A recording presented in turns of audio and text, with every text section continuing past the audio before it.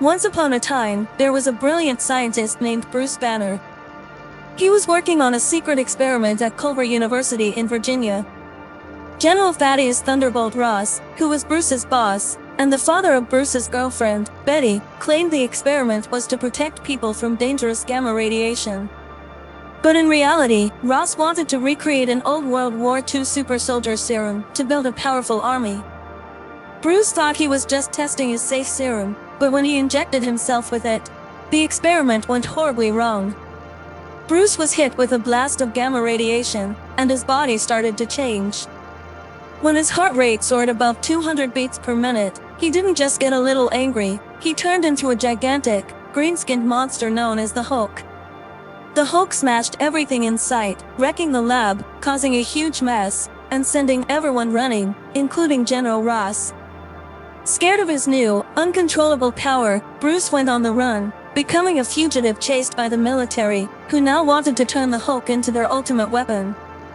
5 years later, Bruce was hiding in Brazil, working in a soda bottling factory, trying to keep a low profile. He spent his days practicing yoga and breathing exercises to control his anger and avoid turning into the Hulk. He was also secretly chatting online with a mysterious scientist called Mr. Blue, who was trying to help him find a cure. But one day, Bruce made a small mistake. A drop of his gamma-infused blood fell into a soda bottle, and it ended up in the hands of an unlucky old man in Wisconsin, making him sick. The US military traced the soda back to Bruce, and General Ross sent a team led by a tough soldier named Emil Blonsky to capture him. When the soldiers showed up, Bruce's heart started pounding. Oh, you know what that means. He transformed into the Hulk and sent the soldiers flying. Blonsky barely survived, but instead of giving up, he became obsessed. He wanted the Hulk's power for himself. Blonsky convinced General Ross to give him a dose of a super soldier serum, hoping it would make him as strong as the Hulk. It worked, kind of. He became super fast and strong, but it also started to mess with his mind, making him reckless and aggressive. Bruce sneaked back to Culver University to reunite with Betty. But the military wasn't far behind. They attacked again, with Blonsky leading the charge. The Hulk and Blonsky clashed in a massive showdown on the university campus. Blonsky taunted the Hulk, thinking he was invincible, until the Hulk gave him a powerful kick that sent him flying into a tree.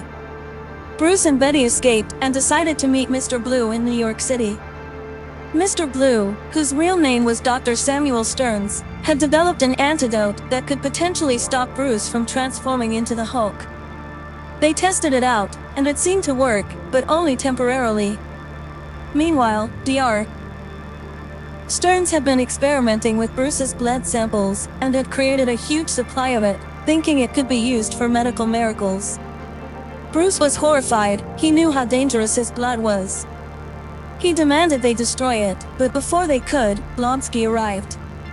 He forced Dr. Stearns to inject him with Bruce's blood, transforming him into an even bigger, scarier monster, called the Abomination.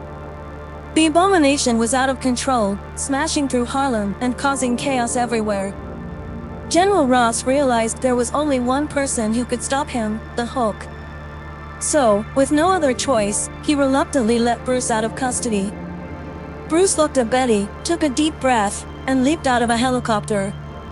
He hit the ground hard, transforming into the Hulk midair, making a spectacular entrance. The battle between the Hulk and the Abomination shook the streets of New York. They punched, roared, and threw cars like toys at each other. In a dramatic finish, the Hulk grabbed a giant chain and wrapped it around the Abomination's neck. He almost choked him out, but stopped when he saw Betty's worried face. Instead of finishing off the Abomination, the Hulk let him fall unconscious, leaving him for General Ross and the military to deal with. The Hulk looked at Betty one last time, shared a quiet moment with her, then jumped away, vanishing into the night. A month later, Bruce was in a quiet cabin in Canada, practicing meditation. This time, when his heart rate started to rise, he didn't panic. Instead of fighting the Hulk, he smirked and let the transformation happen, showing that he was learning to control his power. But the biggest surprise came when a familiar face showed up at a bar where General Ross was sitting. It was Tony Stark, the genius billionaire in a sharp suit. He walked up to Ross and said, "We're putting together a team, and we might need the Hulk on our side."